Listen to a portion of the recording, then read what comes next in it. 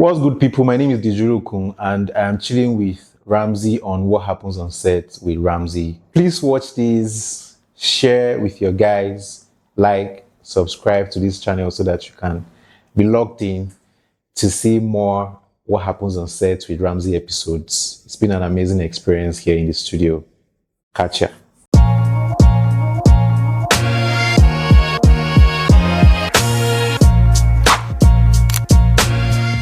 For those of you that are new here, my name is Ramsey, portrait commercial and fashion photographer based in Lagos, Nigeria. Today we are going behind the scenes with Deji Oluokun, an amazing photographer based in Lagos, Nigeria. We are going to see what he does on set, get to see his light setup, get to see what he does, how he processes his images, and how he gets this amazing work that speaks for itself. So with no further ado, let's get into this video.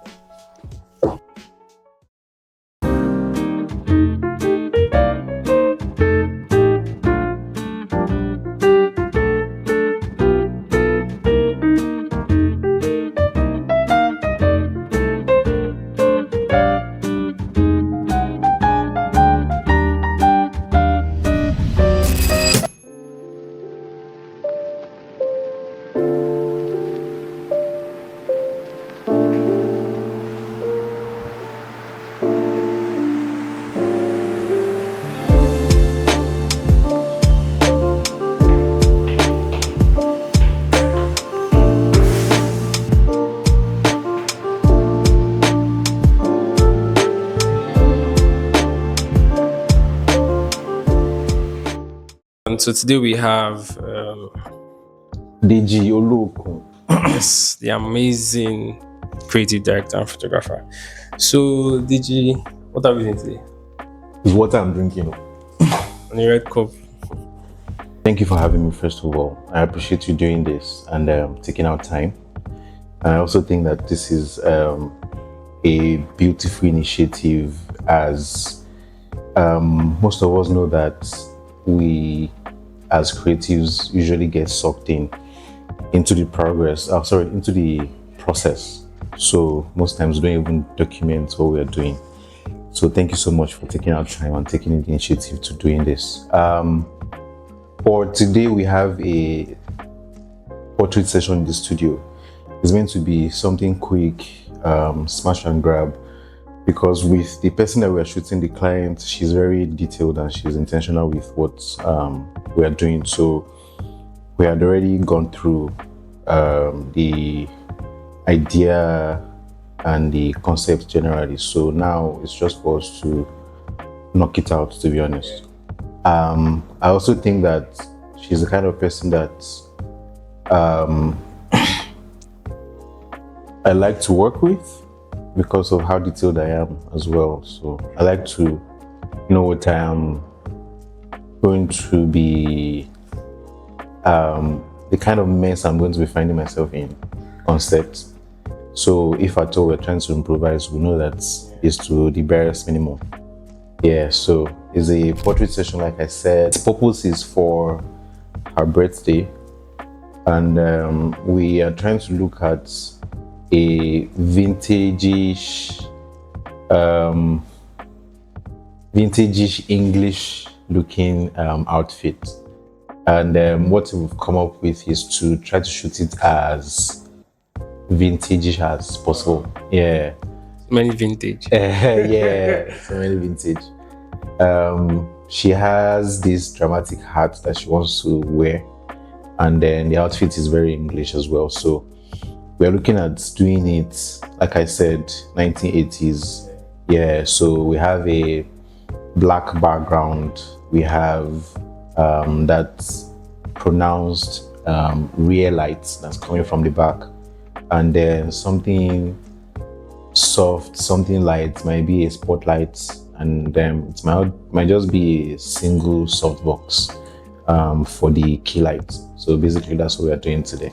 Okay, so that means you already have like imagination of what your light setup is, but you're not very sure.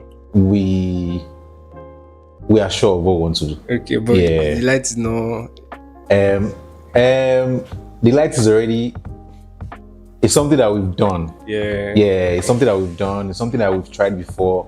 Okay. So it's no brainer, to be honest. Because Yeah. I'm pretty sure people that are watching YouTube probably want to know your light setup because last video everybody is saying light setup, light setup. Yeah, I think I always tell people that light setup thing it's a scam.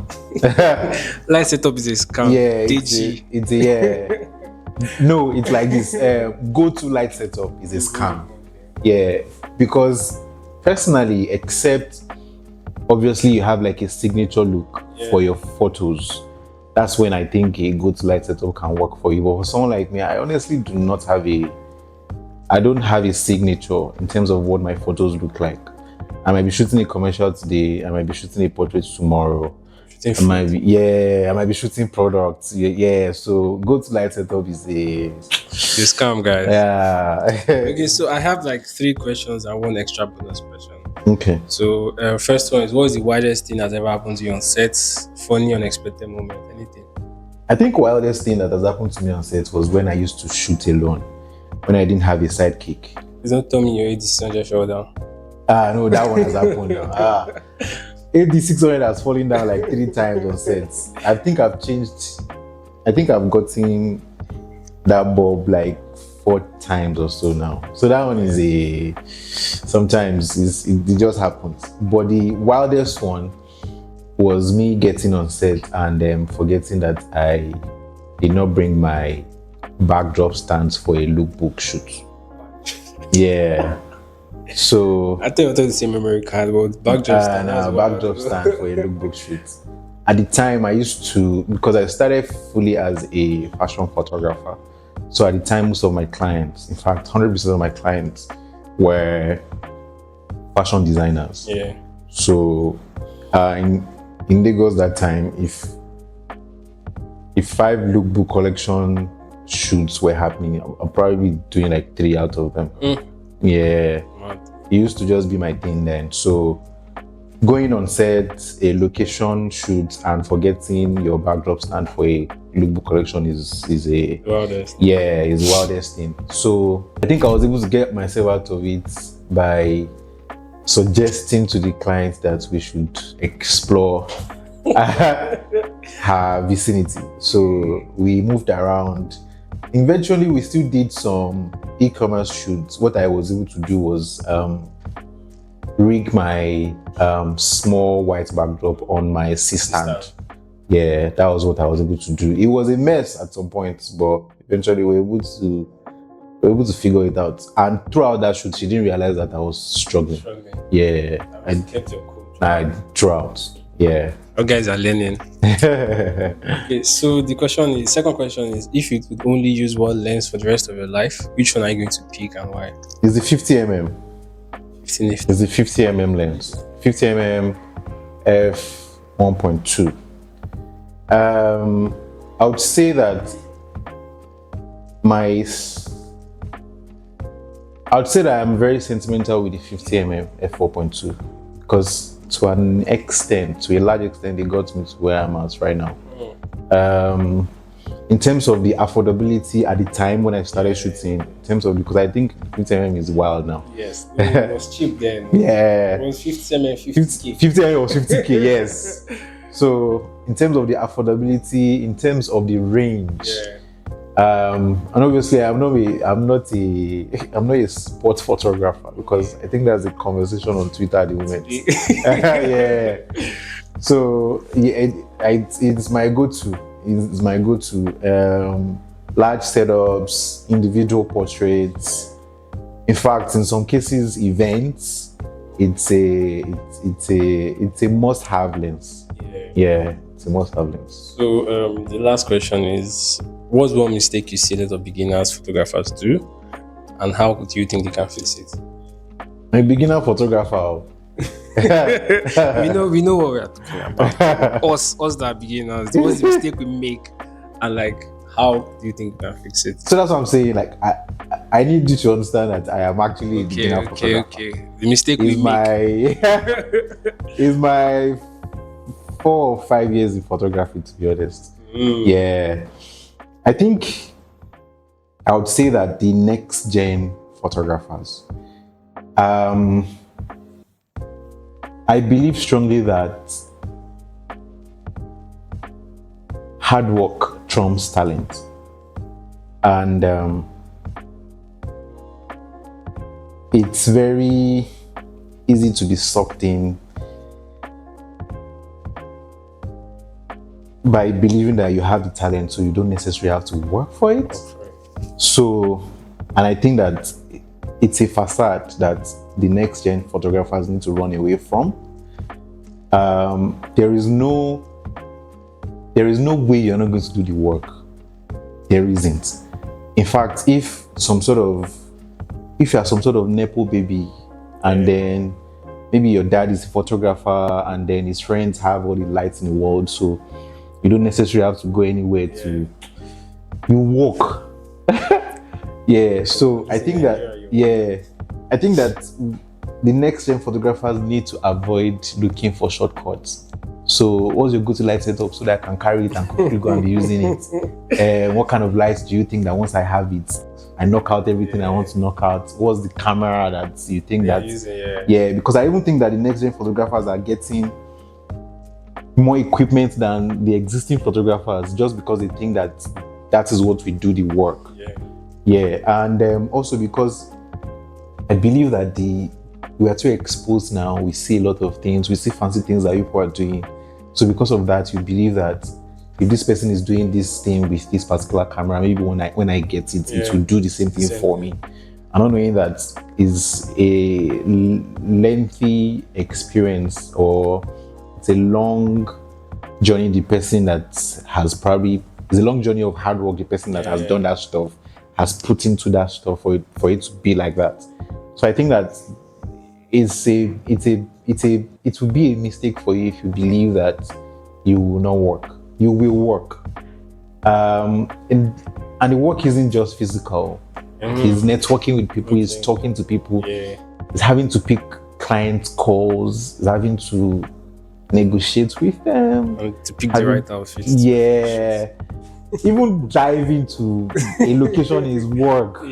Because you'll be stuck in traffic, you get to the set, you wait for this person to finish. It's a lot of you work. So if you're coming into the industry, especially this photography and the videography industries, I think that you need to first of all understand that now what could it do? You do it. So erase it that anything that you have at the back of your mind that most likely there is a shortcut is because this person knows this person, that's why this person is getting the jobs. It's because this person has put in the effort or put in the work. So hard work first, talents number 2. Okay, so this is the last question that came out of my head while on my way to this place. So there are currently 2 things that are happening online. Okay. There's a before and after trend. And then there's the 1550 trend. So I don't know. I'll ask you what's your take on before and after, because I personally have my own take, which I publicly showed everybody. And I just want to get your own take on it. Not like there's no take that is wrong or right. It's just business subjective opinion. So like, what's your own take on it? Before and after first. I think I try to avoid so much. I try to avoid so much or too much of any form of conversations that happen in the industry. And it's not for the fear of being cancelled. It's just that I believe that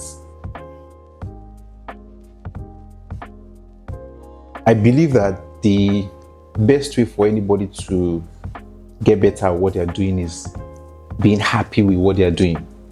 So if your before and after is what is making you happy for you to get better or for you to keep doing stuff, it's fine, go at it.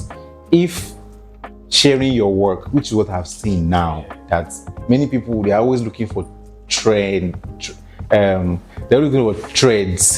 They're always looking for trends to jump on. Once you see a trend like this, you see a photographer that he has jumped up on it. So if sharing your work is what makes you happy and is what is going to keep you in the game, go at it. To answer your question, I think that many people or most of the before and after things that I saw or content that I saw sort of reiterated the facts that I've always dealt with, or reiterated the mindset I've always had regarding our local photographers or Nigerian photographers, which is many people rely so heavily on post-production. I've seen so many stuff that the after is something that they could have done in the before. So I'm like, nah, this is not really before and after. This is you fixing stuff that you could have just probably done in your before. But like I said, some people sort of pride themselves in that they intentionally even don't fix things in their befores because they be like, they are going to have fun fixing it in post-production. I don't roll like that. So obviously I saw some very interesting before and after photos that I know that this person had the good work in their before. They just wanted to take it to the best work in their after. So I saw some of that, which I was really impressed by. But I just think that people should not be heavily reliant on post-production, because when it messes you up, there's no going back. Yeah, there's no going back.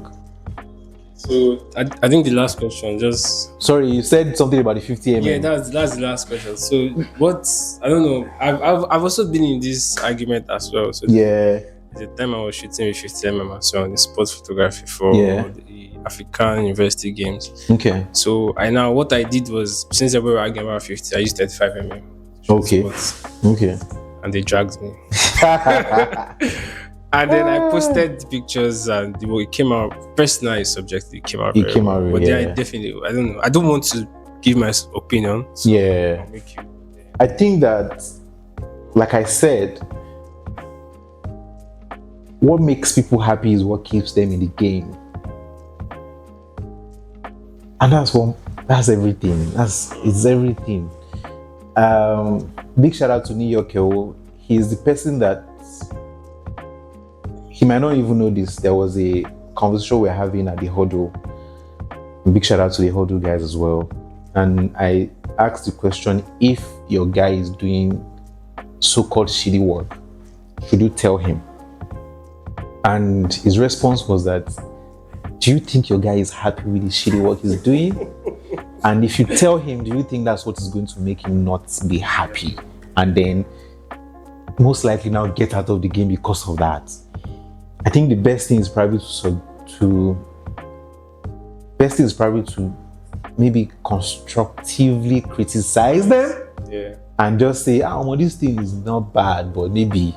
And also, that is if they ask for your opinion. If they do not ask for your opinion, you lock up.